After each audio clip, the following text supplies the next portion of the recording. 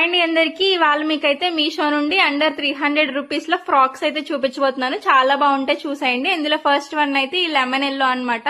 చాలా బాగుంది. ఇదైతే చాలా ఫ్లేవర్ కూడా ఎక్కువ ఉంది. అండర్ 300 రూపీస్ కి అవి రావడం చాలా గ్రేట్ అన్నమాట. చూస్తున్నారు కదా, క్వాలిటీ అయితే చాలా బాగుంది. 10/10 అయితే ఇస్తాను.